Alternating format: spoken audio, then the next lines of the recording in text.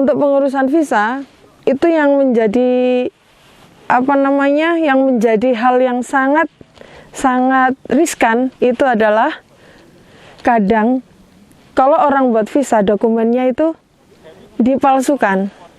Kayak data-datanya itu selalu di-upgrade, di-perfect-perfectkan lah. Kalau saya personal, saya tidak. Saya menggunakan data visa, berapa gajimu, di situ kan pasti ditanyakan. Itu selalu saya tulis sesuai, karena di situ ditanyakan slip gaji kan.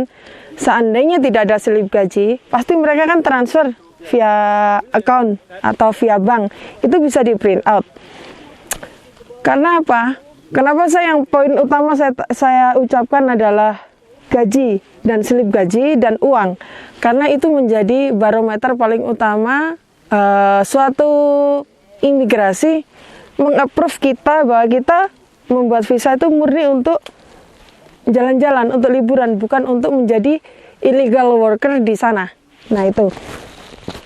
Terus yang kedua, semua dokumen-dokumen usahakan itu asli, mulai dari alamat rumah. Kadang kan kita numpang gitu, enggak, ini alamat rumah asli, semuanya jelas.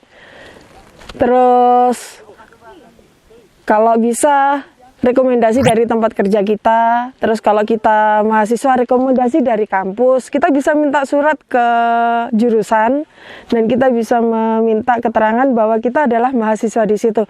Meskipun berbahasa Indonesia, that's fine, karena semuanya sekarang kan via agent ya.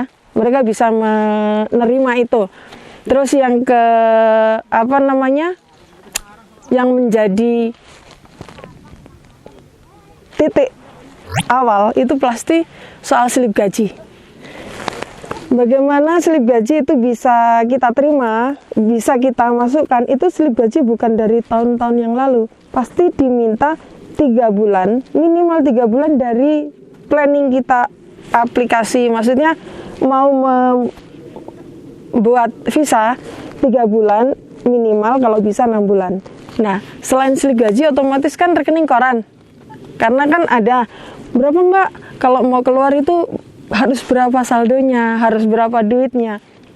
Sangat gampang sekali, planningnya berapa, selandainya 10 hari di sana, kita hitung mulai living cost kita di sana berapa, konsumsi kita berapa di sana, terus kita pengen jalan-jalan kemana, transportnya berapa, itu dihitung dan dikalikan selama kita living di sana, dan otomatis harga tiket masuk juga kan, ditambahkan itu. Jadi kalkulasi, nggak perlu harus tiba-tiba abrakadabra di situ ada 50 juta, nggak perlu seperti itu.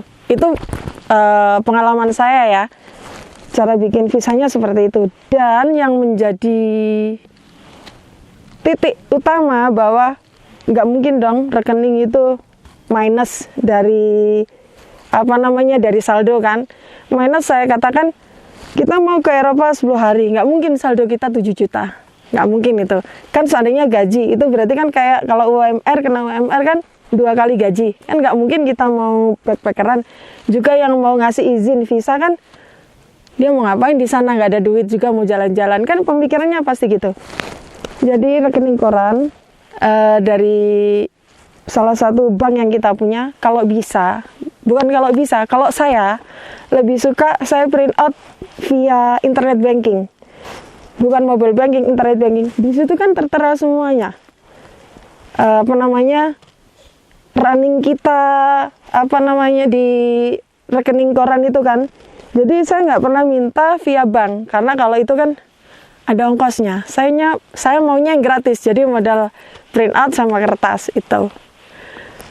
Terus yang ke saya nggak saya nomori ya tadi. Terus yang paling utama lagi, foto. Foto itu kita harus tahu. Dan kalau memang tempat foto itu tahu bahwa penggunaan visa untuk setiap negara, itu pasti ada peraturan. Kalau Jepang nggak boleh bermake up. Kalau buat pakai anting, pakai aksesoris harus dilepas. Terus kalau di Inggris juga kita harus telinga terlihat, wajah harus polos, tidak boleh pakai extension, pakai apa yang berdandan yang wow gitu, enggak.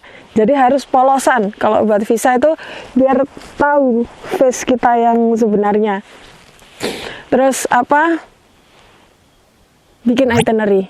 Nah, itu itinerary itu harus, karena apa? Di situ kan nanti tertera kita mau stay di mana.